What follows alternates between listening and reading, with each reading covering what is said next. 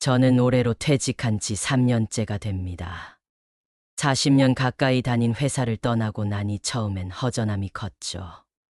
하지만 지금은 집에서 보내는 조용한 시간들이 제법 익숙해졌습니다. 아침에 일어나면 가장 먼저 하는 일이 휴대폰 확인이에요. 밤새 온 문자나 알림이 있나 살펴보는 거죠. 그 다음엔 창문을 열어 바깥 공기를 마시며 하루를 시작합니다. 요즘 제게 가장 큰 재미는 온라인 쇼핑이었습니다. 특히 손주들 옷을 고르는 시간은 정말 즐거웠어요.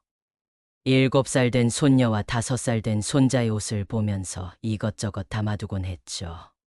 가격도 비교해보고 후기도 꼼꼼히 읽어봅니다. 며칠 전에는 겨울용 아동복 세트를 주문했었어요.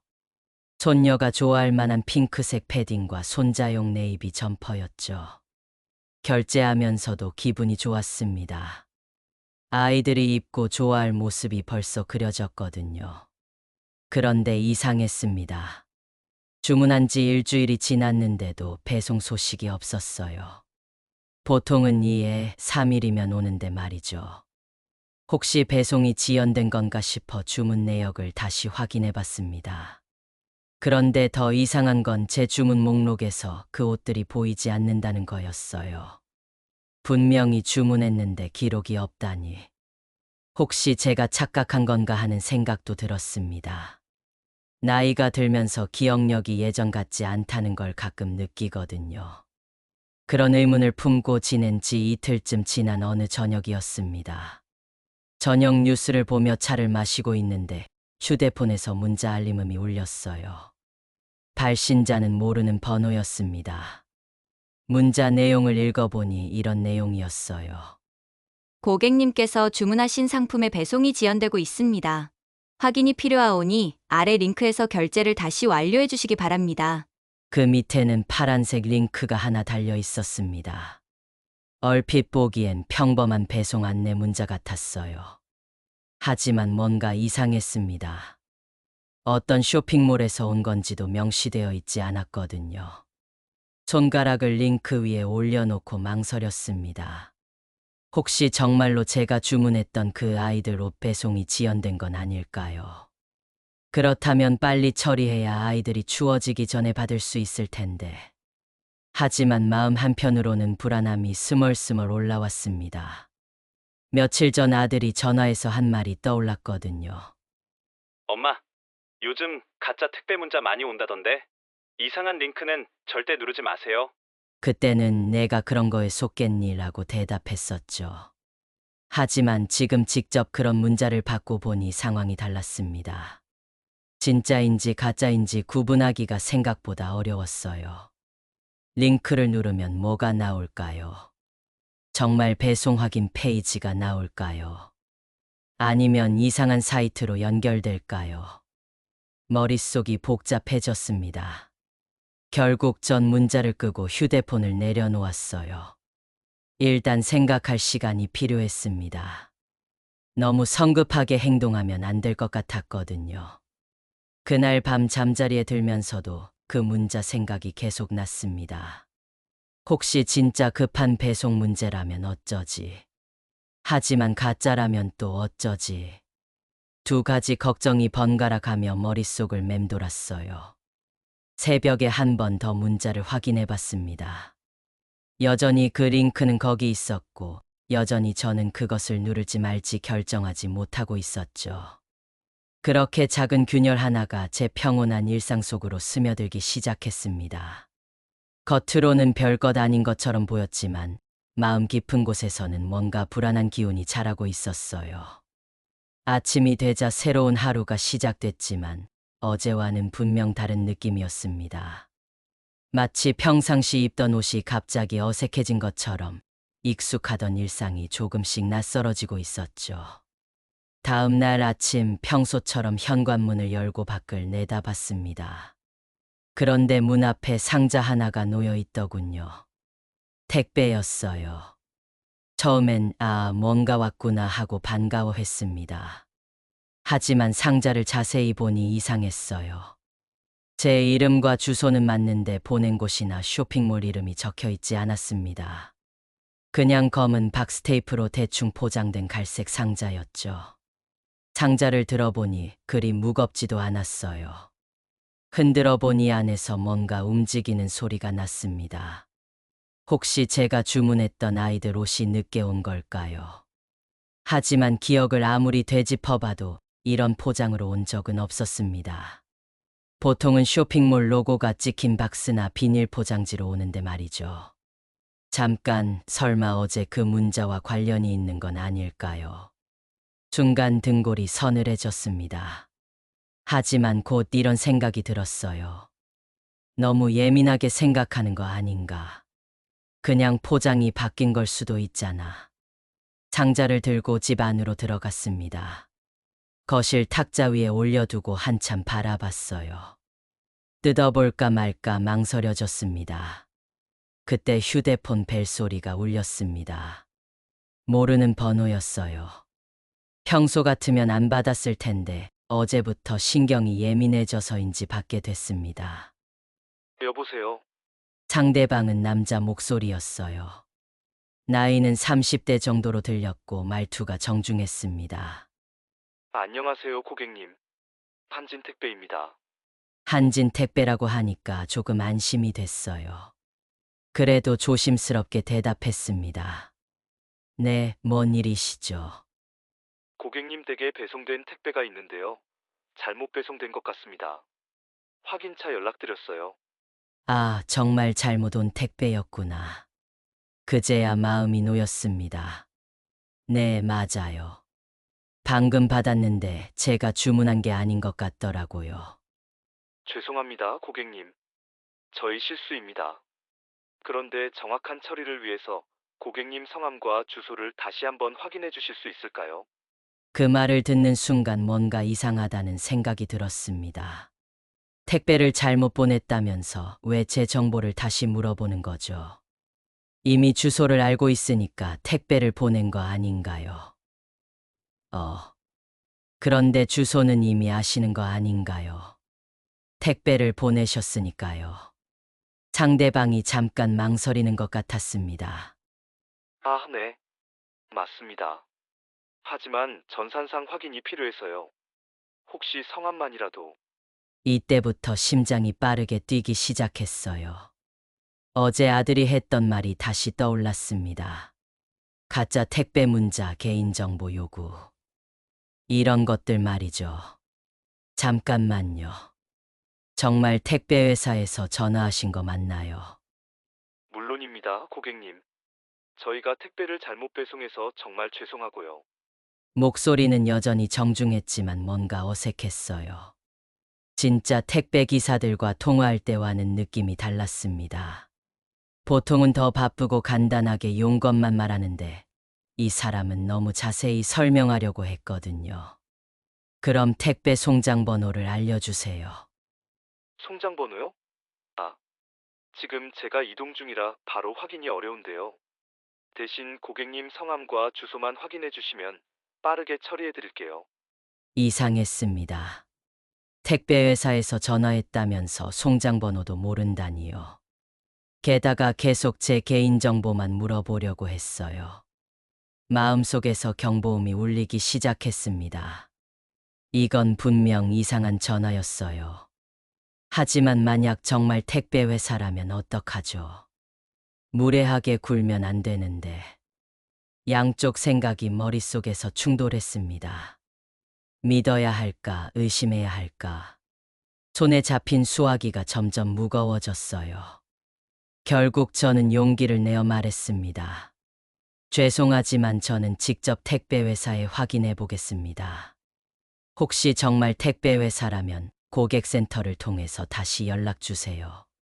아, 고객님 그러실 필요 없어요. 제가 지금 바로. 아니에요. 저는 그렇게 하겠습니다.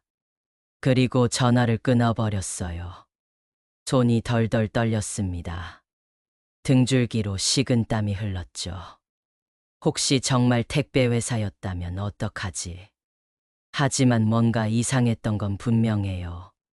진짜 택배 회사라면 제 개인정보를 이미 가지고 있을 텐데 왜 계속 물어봤을까요? 휴대폰을 내려놓고 한참 생각했습니다. 어제 온 그 문자와 오늘 온 택배, 그리고 방금 전화까지 너무 우연히 겹친 게 아닐까요? 상자를 다시 바라봤어요. 갑자기 그 안에 뭐가 들어있는지 무서워졌습니다. 혹시 이상한 물건이라면 어쩌죠? 아니면 제 정보를 빼내려는 장치라면요. 하지만 또 다른 생각도 들었어요. 만약 정말 잘못 온 택배라면 누군가는 자기 물건을 못 받고 기다리고 있을 거 아니에요. 그 사람은 얼마나 답답할까요? 갈등이 깊어졌습니다. 믿고 싶은 마음과 의심스러운 마음이 계속 싸웠어요. 평소 같으면 이런 일로 이렇게까지 고민하지 않았을 텐데 요즘 뉴스에서 사기 소식을 자주 들어서인지 모든 게 의심스러워 보였습니다. 창밖을 바라보니 평소와 똑같은 일상이 흘러가고 있었어요. 사람들은 출근하고 아이들은 학교에 가고 택배차들도 분주히 다니고 있었죠. 하지만 제 마음만큼은 전혀 평온하지 않았습니다. 결국 한 가지 결심을 했어요. 직접 확인해 보는 거였습니다. 더 이상 이 불안한 상태로 있을 수는 없었거든요. 진실이 뭔지 알아야 마음이 편해질 것 같았습니다. 더 이상 망설일 수 없었습니다. 저는 바로 한진택배 고객센터 번호를 찾아 전화를 걸었어요. 인터넷에서 공식 홈페이지를 찾아 거기 나온 번호로 말이죠.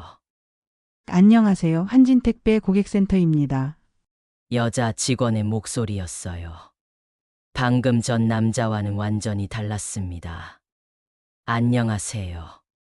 택배 관련해서 문의드릴 게 있어요. 네, 어떤 도움이 필요하신가요? 저는 상황을 자세히 설명했습니다. 잘못 온 택배와 방금 받았던 전화 내용까지 모두 말씀드렸어요. 직원은 잠시 후 분명하게 답했습니다. 고객님, 저희 한진택배는 잘못 배송된 택배 때문에 고객님께 개인정보를 전화로 요구하지 않습니다. 그 말을 듣는 순간 온몸에 소름이 돋았어요. 그럼 방금 전화한 사람은 저희 직원이 아닙니다. 요즘 택배를 이용한 보이스피싱이 많아요. 절대로 전화상으로 개인정보를 알려주시면 안 됩니다. 순간 다리에 힘이 풀렸습니다. 거실 소파에 주저앉고 말았어요. 정말로 사기 전화였구나. 만약 제가 개인정보를 알려줬다면 어떻게 됐을까요? 그럼 제 앞에 있는 이 택배는 뭔가요? 택배 송장 번호를 말씀해 주시면 확인해 드릴게요. 상자를 자세히 살펴봤지만 송장번호 스티커가 붙어 있지 않았어요. 송장번호가 없는데요. 그럼 저희 택배가 아닐 가능성이 높습니다. 저희는 모든 택배에 송장 번호를 붙이거든요. 전화를 끊고 나서 상자를 다시 봤습니다. 정말 이상했어요.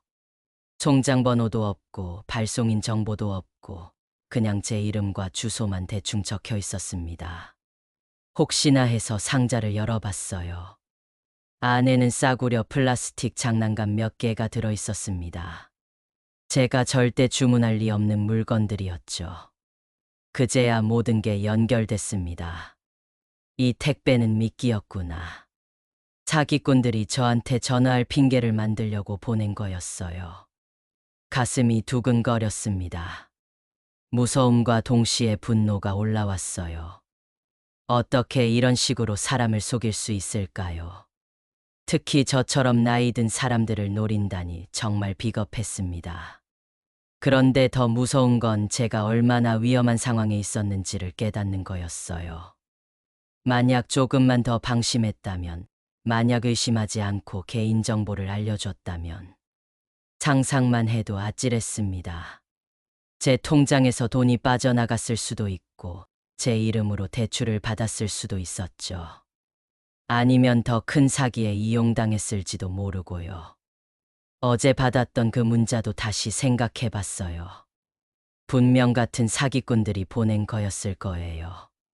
먼저 가짜 결제 링크로 시도해보고 그게 안 통하니까 이번에는 택배를 이용한 전화 사기를 시도한 거죠. 정말 치밀했습니다. 단계별로 저를 속이려고 했던 거예요.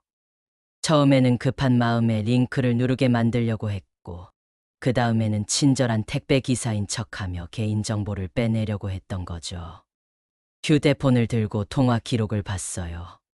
그 사기꾼의 번호가 거기 있었습니다. 신고해야겠다는 생각이 들었어요. 저 같은 피해를 당할 다른 분들을 막아야 했거든요. 경찰서 민원실에 전화를 걸어 상황을 신고했습니다. 담당자는 친절하게 대응해 주셨어요. 요즘 정말 많은 신고가 들어오고 있어요. 신고해 주셔서 감사합니다. 이런 일이 자주 있나요? 네, 특히 택배를 이용한 보이스피싱이 급증하고 있습니다. 고객님처럼 의심하고 확인하신 분들은 다행이에요. 하지만 속는 분들도 많거든요. 그 말을 들으니 가슴이 아팠습니다. 저처럼 혼자 사는 노인분들 중에는 이런 사기에 당하는 분들이 많을 거예요. 외로움 때문에 전화 온 것만으로도 반가워서 쉽게 속을 수 있거든요. 신고를 마치고 나서 집안을 둘러봤어요. 평소 같으면 평온하게 느껴졌을 공간이 지금은 왠지 불안하게 느껴졌습니다. 언제 또 이런 일이 생길까 하는 걱정 때문이었죠. 냉장고 문에 붙여둔 아들 가족 사진을 봤어요. 만약 제가 사기를 당했다면 아들한테 얼마나 큰 걱정을 끼쳤을까요? 경제적인 피해는 물론이고 정신적인 충격도 컸을 거예요. 그때 문득 깨달았습니다. 제가 지금까지 너무 안일하게 생각했구나. 사기는 남의 일이라고만 생각했는데 실제로는 제 바로 코앞까지 와 있었던 거예요. 며칠 전까지만 해도 저는 나는 그런 거에 안 속아라고 자신 있게 말했었습니다. 하지만 막상 당해보니 생각보다 구분하기가 어려웠어요. 사기꾼들의 수법이 점점 정교해지고 있었거든요.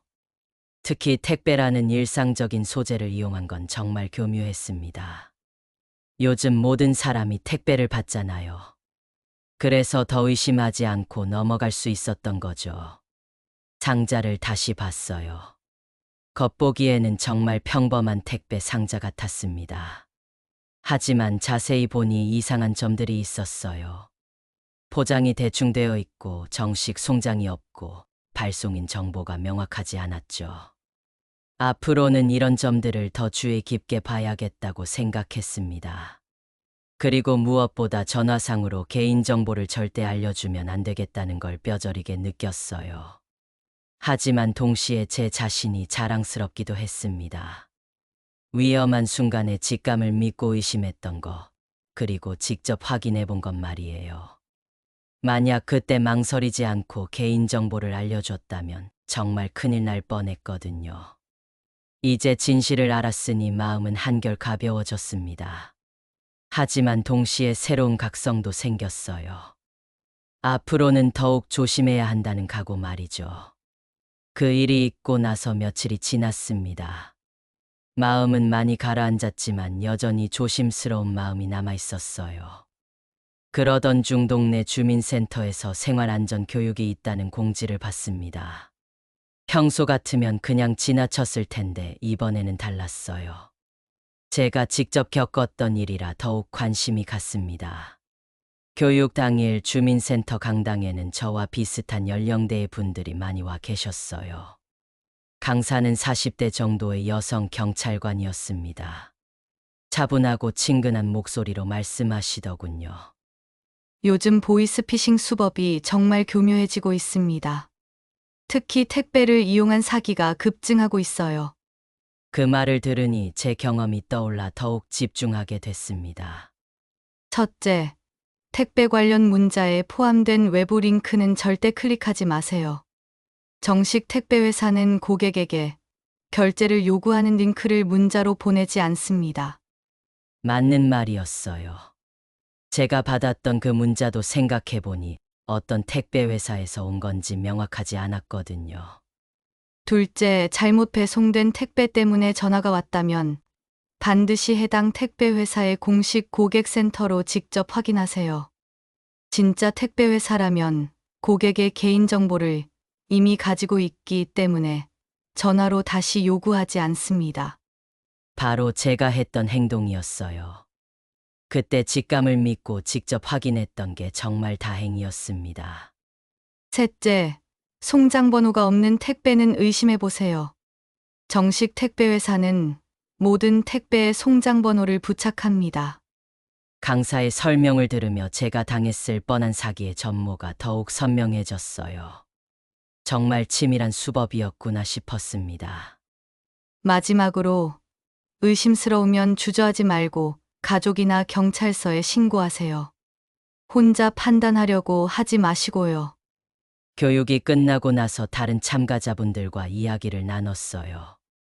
비슷한 경험을 하신 분들이 의외로 많았습니다.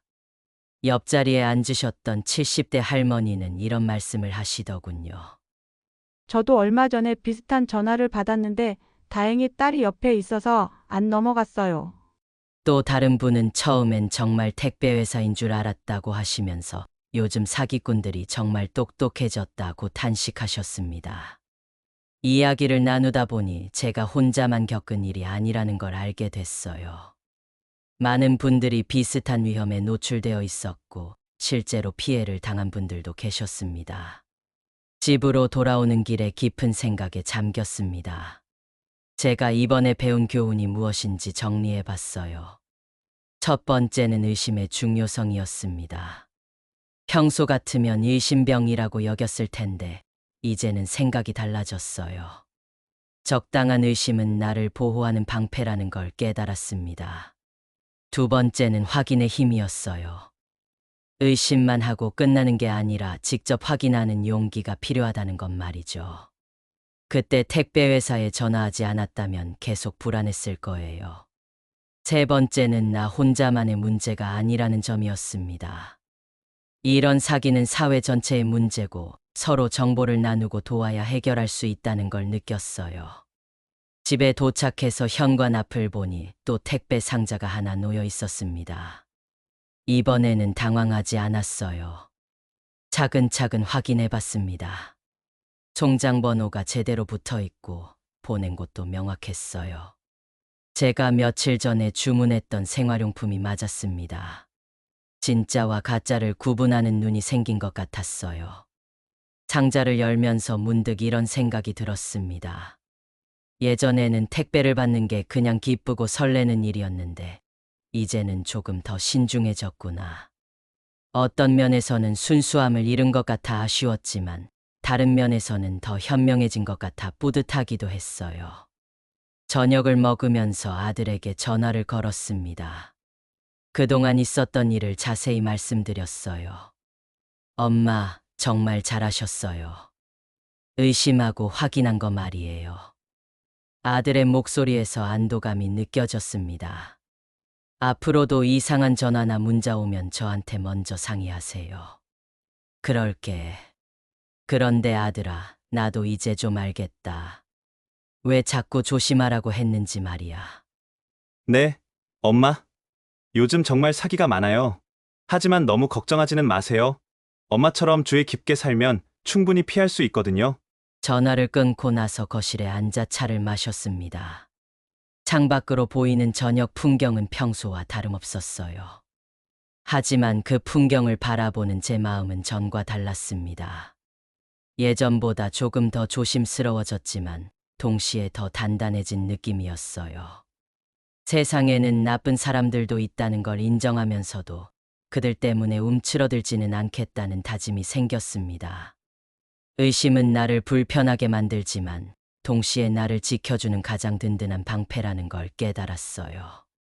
앞으로는 이 방패를 잘 활용해야겠다고 생각했습니다. 며칠 후 동네 마트에서 비슷한 연령대의 이웃을 만났습니다. 자연스럽게 제 경험담을 들려드렸어요. 그분도 비슷한 일을 겪으셨다며 서로 조심하자고 하셨습니다. 이렇게 작은 이야기들이 모여서 우리 모두가 더 안전해질 수 있다는 생각이 들었어요. 혼자만 조심하는 게 아니라 함께 조심하는 거죠. 그날 밤 잠자리에 들기 전에 하루를 돌아봤습니다. 며칠 전에 그 무서웠던 경험이 이제는 소중한 교훈으로 남게 됐어요. 따뜻한 이불 속에서 마지막으로 이런 다짐을 했습니다. 앞으로는 더 현명하게, 더 조심스럽게, 하지만 더 당당하게 살아가겠다고 말이에요. 의심과 확인, 이 두 가지만 잘 기억하면 어떤 사기라도 피할 수 있을 거라는 확신이 들었습니다. 그렇게 제 일상은 조금 더 단단해져 새로운 내일을 맞을 준비를 마쳤습니다. 택배를 자주 받는 지인분들에게 이 영상을 공유해 주세요. 도움이 되셨다면 좋아요, 구독 부탁드립니다. 다음에는 더 좋은 영상으로 찾아뵙겠습니다.